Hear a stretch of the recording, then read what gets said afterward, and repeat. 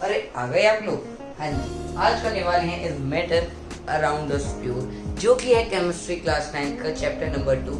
तो आज इस चैप्टर को पढ़ते हैं। तो सबसे पहले पढ़ते हैं मैटर। चैप्टर का नाम क्या है? Is matter around us pure. हमने पिछले चैप्टर में देखा था कि मैटर क्या होता है। मैटर वो होता है occupy space and having a mass is called a matter. तो हमको ये बताना है जो हमारे आसपास मैटर है क्या वो प्योर है? जो दूध घी हम लेते हैं वो क्या प्योर है? लिखा रहता है प्योर मिल्क, प्योर घी, क्या वो सच्ची में प्योर है?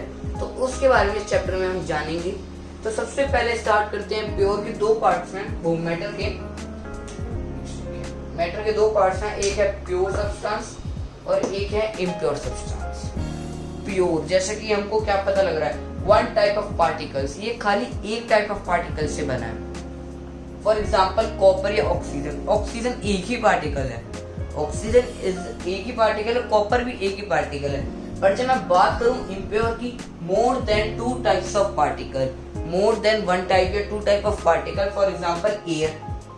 एयर के अंदर कितनी सारी गैसेस हैं? नाइट्रोजन है, ऑक्सीजन है, काफी सारी गैसेस हैं एयर में, तो वो एक इम्प्योर सब्सटेंस हो जाएगा। सॉल्ट सोल्यूशन, पानी में मैंने सॉल्ट मिला दिया तो वाटर के अंदर सॉल्ट आ गया, तो वो एक तरीके से इम्प्योर हो गया। तो इम्प्योर वही होता है मोर देन वन, इसको वन भी कर सकते, मोर than one type of particle से बना हुआ, उसको हम इम्प्योर कहते हैं। सेम एज मिक्सचर, यानी कि इम्प्योर को हम मिक्सचर भी कह सकते हैं। अब बात करते हैं प्योर की। प्योर के दो टाइप्स होते हैं, एक होता है एलिमेंट, एक होता है कंपाउंड। एलिमेंट वो होता है कैन नॉट बी डिवाइडेड, यानी कि जो है ना उसको मैं डिवाइड नहीं कर सकता, बट कंपाउंड को मैं डिवाइड कर सकता हूँ। एलिमेंट का एग्जांपल आ जाएगा atom. Atom can not be divided, पर जो हम चैप्टर नंबर 4 पढ़ेंगे केमिस्ट्री में स्ट्रक्चर ऑफ एटम, उसके अंदर इसके सब पार्ट्स आएंगे। पर फिलहाल के लिए element can not be divided, example is atom. Now we are talking about compound which can be divided. For example, carbon dioxide, CO2. In this carbon one atom is present and oxygen 2 atom is present.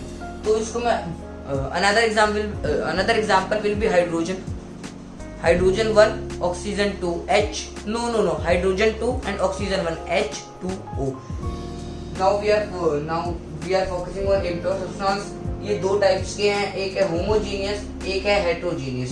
Homogeneous substance and heterogeneous substance. Homogeneous substance वो होते हैं which can not be seen by our naked eyes, जो हम naked eyes से इनको हम नहीं देख सकते। For example salt in solution, जब एक बार हम सॉल्ट को पानी के अंदर डिसॉल्व कर देते हैं उसके बाद में हमको सॉल्ट नहीं दिखता है। हेट्रोजीनियस वो होते हैं वो जिनको हम देख सकते हैं, can be seen by our naked eyes. Oil in water, sand in water. Oil और पानी अलग अलग हो जाते हैं ना, हम इजीली उनको देख पाते हैं। पानी के अंदर सैंड डालते हैं तो हम सैंड को इजीली देख पाते हैं in compare to salt in solution. तो होमोजीनियस के बारे में और भी पढ़ते हैं, इनके भी सब पार्ट्स हैं, हेट्रोजीनियस के भी सब पार्ट हैं। आइए बात करते हैं होमोजीनियस और हेट्रोजीनियस के सब पार्ट्स की। जो ये ट्रू सॉल्यूशन है ये पार्ट है होमोजीनियस का, और जो ये है कोलॉइडल सस्पेंशन ये है हेट्रोजीनियस के। ये हेट्रोजीनियस के। True solution is a part of a homogeneous and a colloid and suspension are the part of heterogeneous. ये impure substance है, जैसे कि मैंने बताया मिक्सचर होते हैं, कुछ ना कुछ चीजें इसमें मिली रहती हैं, क्योंकि impure के आगे मोर than one types of particle हैं। तो बात करते हैं इन तीनों के बारे में। तो बात करते हैं impure substance को मैं वहां से जूम कर देता हूँ, एक second.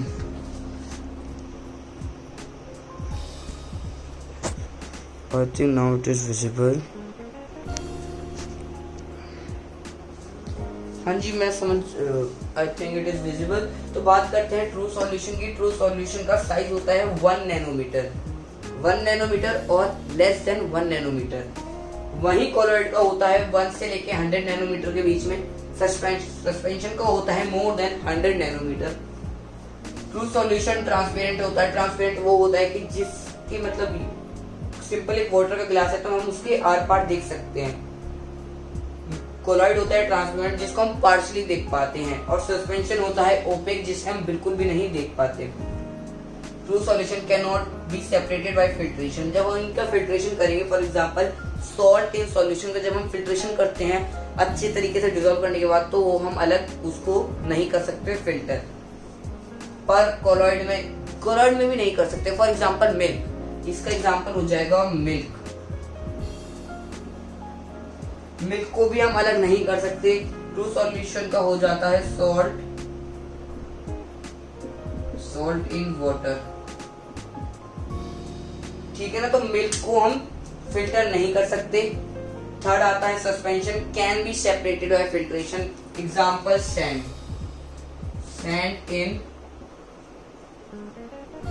In water can be easily filter, उसको हम फिल्टर कर सकते हैं, सैंड अलग आ जाएगी और वाटर अलग आ जाएगा। True solution show Tyndall effect, मतलब ट्रू सॉल्यूशन में हम टिंडल इफेक्ट नहीं देख सकते in compare to colloid and suspension. उसके अंदर हम टिंडल इफेक्ट देख पाते हैं। तो टिंडल इफेक्ट होता क्या है?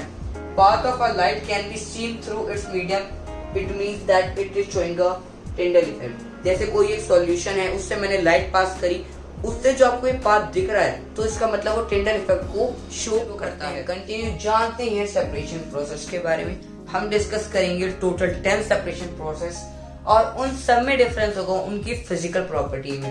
तो स्टार्ट करते हैं फिल्ट्रेशन से। जैसे कि हमने पिछले देखा था कि filtration can be filter, can not B filter. तो फिल्ट्रेशन एक तरीके से है क्या, वो डिस्कस करते हैं। Different in their physical property, large या स्मॉल। फॉर एग्जाम्पल के अंदर जैसे कि मेरे पास एक स्टोन है और छोटे स्टोन है, तो मैं बड़े स्टोन को आराम से बाहर निकाल सकता हूँ, क्योंकि उनके साइज की वजह से। कोई बड़े हैं तो इजीली आ जाएंगे, कुछ छोटे हैं तो वो इजीली आ जाएंगे। For example sand in water can be separated, क्योंकि सैंड थोड़ी लार्ज रहती है पानी के हिसाब से, तो हम उसको मतलब एक तरीके से फिल्टर कर सकते हैं, जैसे कि हमने सस्पेंशन में भी देखा था। बात आती है मैग्नेटिक सेपरेशन की। Magnetic separation separate magnetic particles from non magnetic particles. For example iron filling in sulphur. जैसे सल्फर है, उसके ऊपर मैंने आयरन फिलिंग डाल रखी है, तो मैं उसको कैसे सेपरेट करूंगा? उसके आगे पीछे मैग्नेट घुमाऊंगा, तो जो मैग्नेटिक वाले पार्टिकल्स हैं वो मैग्नेट से चिपक जाएंगे, मीन उससे अट्रैक्ट हो जाएंगे, तो मैं सिंपली उनको अलग कर सकता हूँ। तो सेपरेशन प्रोसेस मैग्नेटिक होता है, मैग्नेटिक और नॉन मैग्नेटिक पार्टिकल्स को सेपरेट करने के लिए। सब्लिमेशन होता है सप्लीमेंट्री और नॉन सप्लीमेंट्री। कुछ पार्टिकल्स होते हैं सप्लीमेंट्री, कुछ होते हैं नॉन सप्लीमेंट्री, तो उनको हम चेंज कर सकते हैं। फिजिकल प्रॉपर्टी में डिफरेंस वही होता है उनका, सप्लीमेंट्री और नॉन सप्लीमेंट्री। उससे हम उस प्रोसेस को हम सब्लिमेशन कहते हैं। सेपरेटिंग फनल वो होता है separation of two immiscible liquid जो मिल नहीं सकते। For example kerosene oil in water, वो कभी भी मिल नहीं सकते, तो वो इमिजिबल लिक्विड है, तो उनको सेपरेट करने का काम करता है सेपरेटिंग फनल। एग्जाम्पल में ऑयल इन वाटर वही सेम। इवेपोरेशन, जैसे कि हमने चैप्टर नंबर 1 में डिस्कस करा था इवेपोरेशन के बारे में, तो वोलेटाइल और नॉन वोलेटाइल के बीच में होता है। फॉर एग्जाम्पल जैसे कि हम सॉल्ट निकालते हैं सी से, तो वो भी एग्जाम्पल है इवेपोरेशन का। क्रिस्टलाइजेशन क्या है? क्रिस्टलाइजेशन वो है क्रिस्टल को ऑब्टेन करना, means providing heat to make crystals.